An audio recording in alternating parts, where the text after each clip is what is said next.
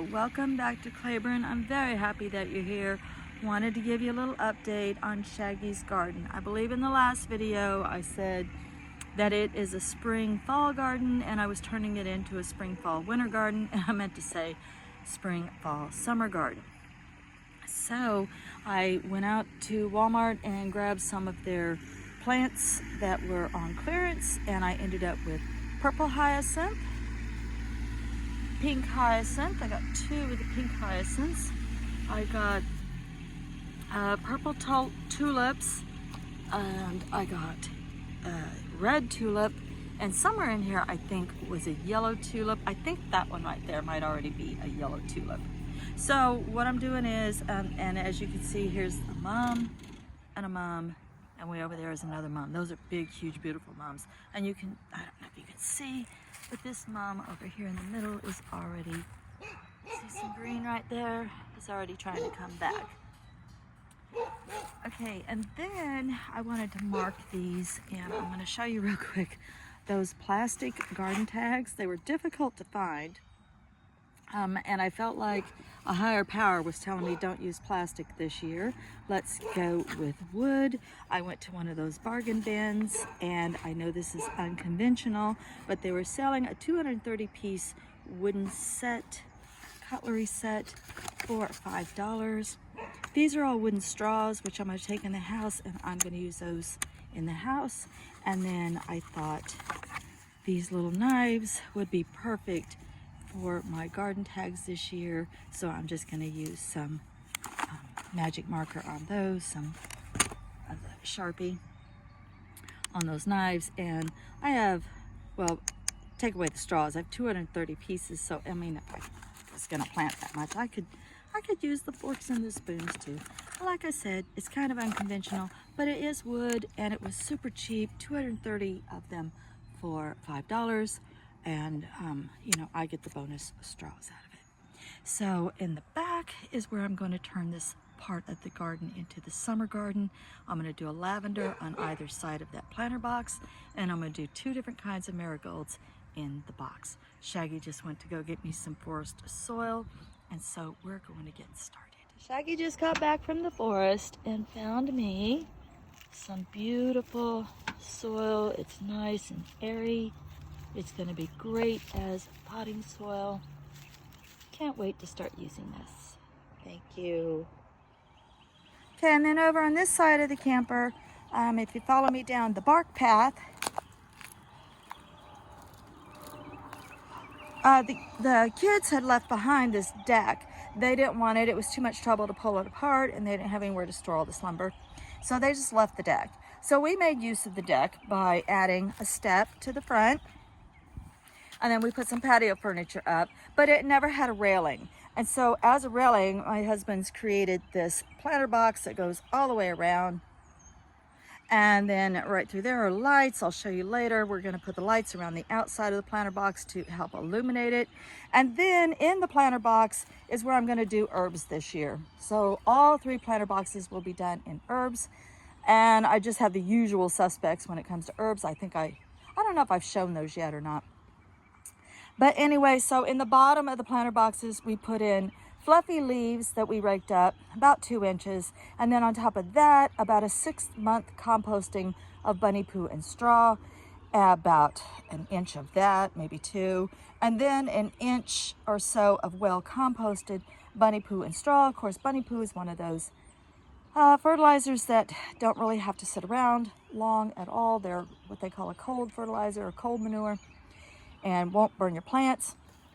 But I wanted the plant's roots to not be happy in one layer and to keep seeking out. That's why I kind of lasagna layered this planter box. I want the roots to seek out more nutrients towards the bottom, and then that will make stronger, healthier plants.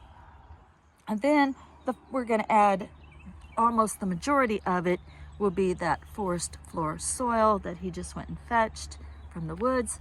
And then once we plant our seeds, a very thin layer of well composted leaf matter for the top to keep the birds and squirrels away. A couple more points of interest in Shaggy's yard that we've been working on was we cleared all of this back here, and sorry about the wind, but he has a little It's a little pit toilet combination, tool shed combination, collect all building. So I don't know, maybe some hollyhocks over here. We're gonna do water catchment off the back for him. I have that all set up. And then on top, the kids also left this really heavy birdhouse, but lucky for me, it came into 3 pieces. It would separate into 3 pieces. So there's a bottom part and a middle part, and then the roof part, which is really heavy.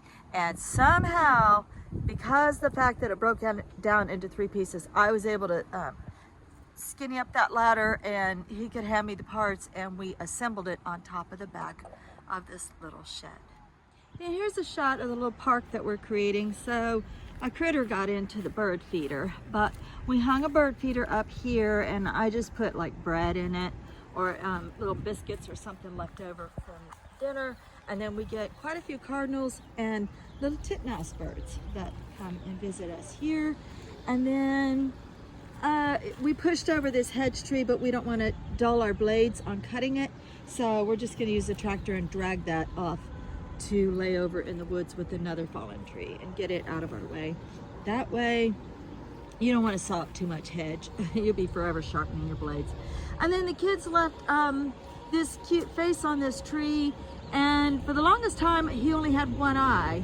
So I was calling him One-Eyed Jack, and then after I raked over here, I found his other eyeball. So now we just call him Jack.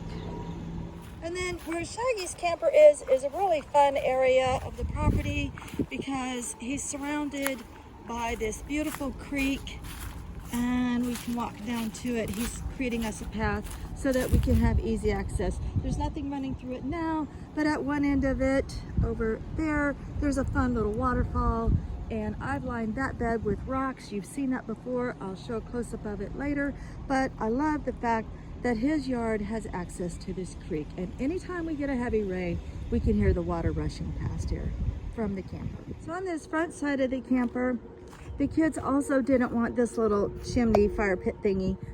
It's kind of broken up, and it needs to have the metal screws replaced, but we've been using it a lot. In fact, I've already emptied the ashes out of it once and started some more. We burn off our paper products, and then we use the ash somewhere else. So we love having this thing. I actually need to move it back from that tree, and I will, just not today.